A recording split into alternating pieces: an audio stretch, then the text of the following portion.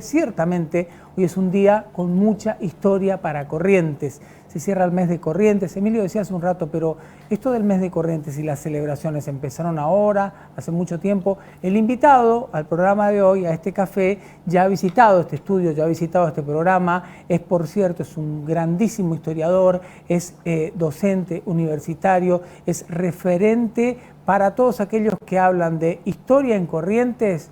Si no hablas con el doctor Dardo Ramírez Brache, te estás perdiendo una parte de la historia, lo recibimos con nosotros. Gracias, Daniel. Gracias. Gracias, Daniel. Qué presentación, ¿eh? Sí, demasiado. Bueno, y el otro, qué buen pase a lo Colinac. Muy bien. Dardo, yo arranco con esta pregunta, porque me quedó, viste, ahí mientras estábamos hablando. ¿Tengo yo la sensación de que esto de festejar todo el mes es relativamente nuevo o no? No. Es un proceso bastante extenso. Primero hay que tomar como referencia que lo que se conmemora es la fundación de Corrientes. El 3 de abril, que es un proceso que comienza antes del 3 de abril, la fundación misma, porque hay una programación, una estrategia para ubicar la ciudad. La fundación, el hito formal, solemne de la fundación, del adelantado, haciendo el acto fundacional, y lo posterior, y en esos días posteriores, el acontecimiento que va a marcar en el simbolismo de la historia de Corrientes, que es el milagro de la cruz, o la cruz como símbolo de la fundación. ¿Por qué el 3 de mayo? El 3 de mayo no es una fecha cuyo origen es de la correntinidad. El 3 de mayo es el Día de la Santa Cruz, conmemorada por la religión católica. Se conmemora cuando Santa Elena, la madre de Constantino, descubre en Jerusalén la cruz, y a partir de ahí se establece, la Iglesia Católica establece como el 3 de mayo, Día de la Cruz.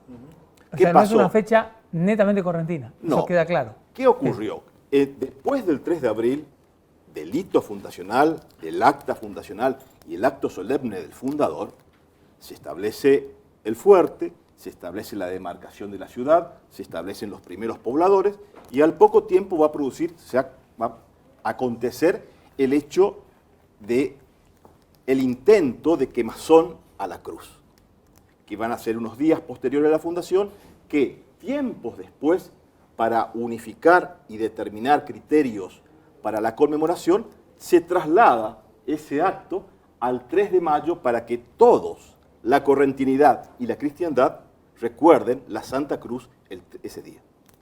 Perfecto. Pero no es que el 3 de mayo haya ocurrido el milagro o la quemazón de la cruz por parte de los indios en aquel momento. El milagro de la cruz, vamos al hecho puntual.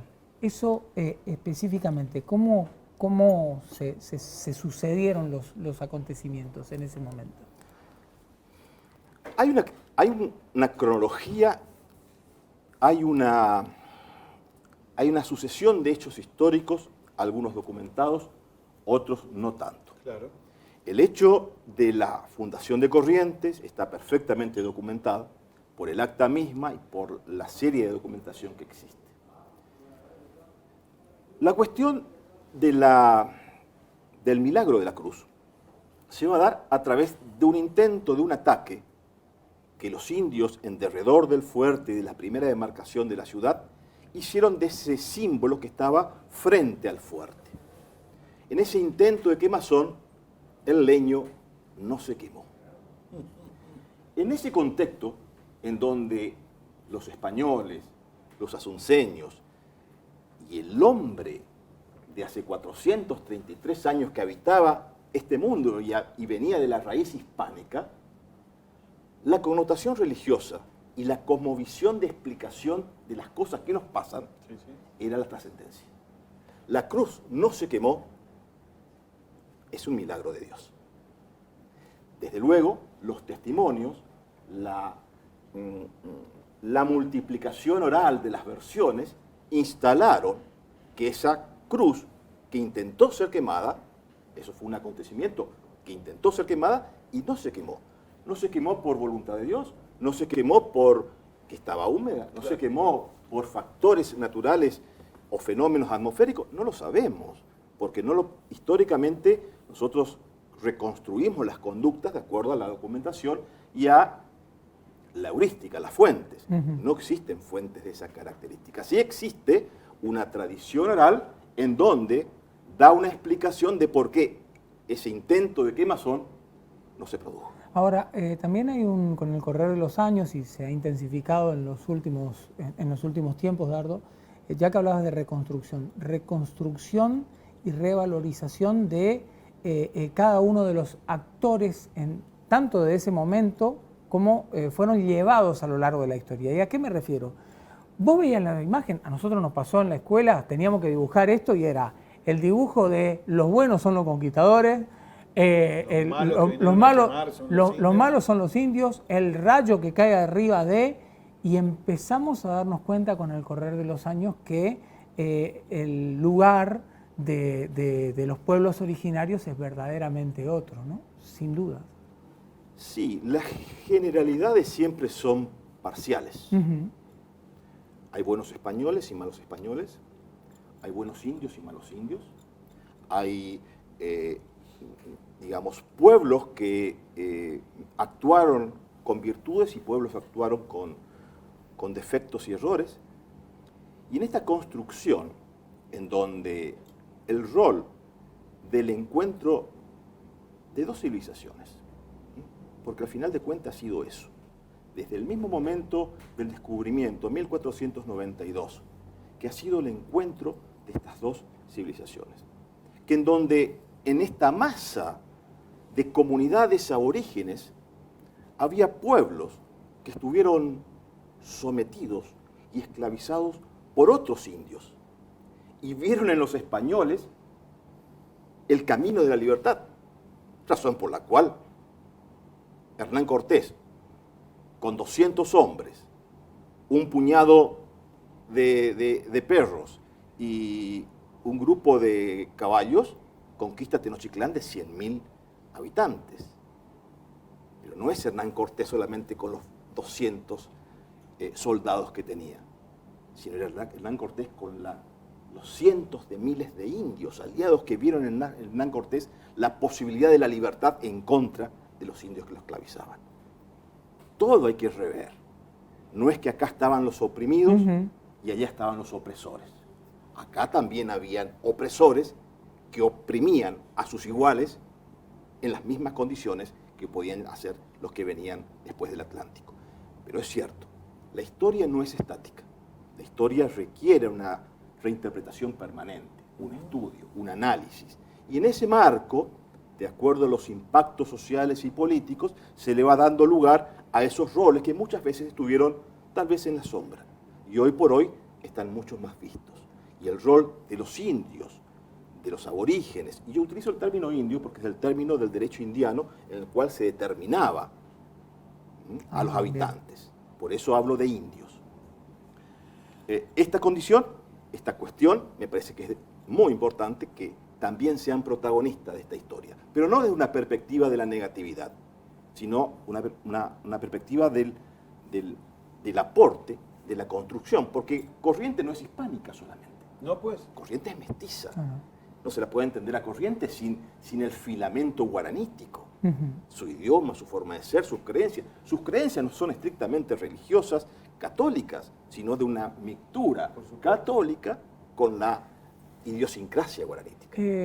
Creencia, tradición, ¿qué son las luminarias? Que ayer otra vez, y me parece que se va reivindicando esto en el pueblo correntino. Felizmente. Por suerte, ¿no? Está tomando fuerza nuevamente. Felizmente. Vi muchas ayer. Históricamente las iluminarias eran expresiones que los pueblos hacían cuando debían festejar algo.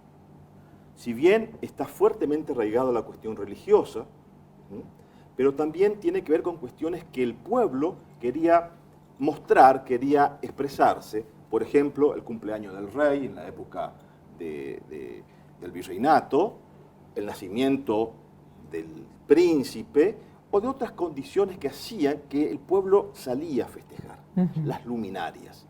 Luego esas luminarias adquieren mayor dimensión con la cuestión religiosa. Y desde manera muy temprana, las luminarias en Corrientes estuvieron vinculadas a dos cuestiones. las luminarias por el Día de la Cruz, 3 de mayo, y las luminarias de San Juan. San Juan, patrono fundador de la ciudad desde el momento mismo de la fundación, San Juan de Vera de las 7 Corrientes. Y hay registros de todo esto. Por ejemplo, el Cabildo de Corrientes en el siglo XVII, siglo XVIII, y vemos en las actas del Cabildo que a Dios gracias todavía se encuentran en el Archivo General de la Provincia de Corrientes y la podemos ver y observar, registra que para el 3 de mayo se deben iluminar las calles en conmemoración al Día de la Cruz. No es una cuestión de ahora, sino de siglos atrás, que debemos revalorizar porque ese es un capital intangible que tenemos los correntinos, que no se compra ni con una producción material ni con una buena cosecha, sino se adquiere con un fortalecimiento espiritual que se genera a través de esta mixtura, que es algo indescriptible que tenemos los correntinos, que forma parte de lo más profundo de la hispanidad, de lo guaranítico y de nuestra condición que nos hizo. Y que negar nuestras raíces es negarnos a nosotros mismos también. Desde luego. Así que ayer, cuando llegaba a casa, vimos ahí en el barrio muchas casas con las velas. Mi hijo tiene 19 años, no es chico, me preguntaba por qué. Y yo me quedé pensando, eso antes nos contaban en la escuela. No. ¿Qué era? Hubo un y sabíamos paréntesis todo ahí que quedó, Ay, hay como un hueco que quedó en el medio, ¿no? Como dijimos, listo, ya está, ya no se hace más y hoy, gracias a Dios, como dice Emilio, se está volviendo a poner en práctica. Sí, y tenemos la ventaja de que al ser una tradición centenaria, está fuertemente arraigada, que no se la puede sacar por una generación que quiera olvidar, sino está muy profundo y está como una huella, como un sello en la identidad de nosotros. Y esta festividad de la religiosidad, no solamente por el 3 de abril, sino por el día de la patrona de la ciudad, la Virgen de la Merced, los 24 de septiembre, que tampoco no es una cuestión azarosa, es patrona porque el Cabildo de Corrientes establece en un momento de penuria, de hambruna, una promesa y un juramento a la Virgen de la Merced que si la ciudad sobrevive, establecerá como patrona, como protectora de la ciudad a la Virgen de la Merced. 1680. Corrientes sobrevivió. unos añitos. Otro de los tantos milagros, porque Claro. el hecho de que Corrientes haya sobrevivido siglos a todas las penurias económicas, sociales, de aislamiento, militares, de ataques de indios del Chaco, constante y permanente, y Corrientes era un punto minúsculo, casi inexistente en toda la región. Obviamente que sería buenísimo que Dardo nos visite más seguido. Teníamos esa costumbre por ahí en la radio y la perdimos un poco, pero está bueno. También para hablar, por ejemplo, de por qué históricamente en la política vamos a contramano siempre, porque es una cuestión correntina, ¿no? Bueno, eso también, la rebeldía de la correntinidad en la construcción Sí, sí. del Estado ha sido una referencia particular en la construcción del federalismo, del republicanismo, de la Constitución. Corrientes no es que se oponía por la oposición misma, sino se oponía por esa tradición de valores que quería imponer esa virtud, Claro. esa forma de ser y esa forma de ver la vida, la política, que muchas veces no coincidimos con todos. Todo tiene un porqué. Por lo pronto, cuando hoy hablábamos con Emilio y con Edu, está claro que no es que somos gitanos. Está bien que se celebre todo el mes de la manera que se ha venido celebrando. Las dos fechas son importantes y lo que hay en el medio también, ¿no? Además, Corrientes tiene con qué para festejar, porque la historia es tan rica, tan fuerte, que no nos alcanza, nos sobra, digamos, nos falta años, nos falta meses y nos falta días para contar todo lo que nos pasó. Dardo Ramírez Brache, gracias por el tiempo.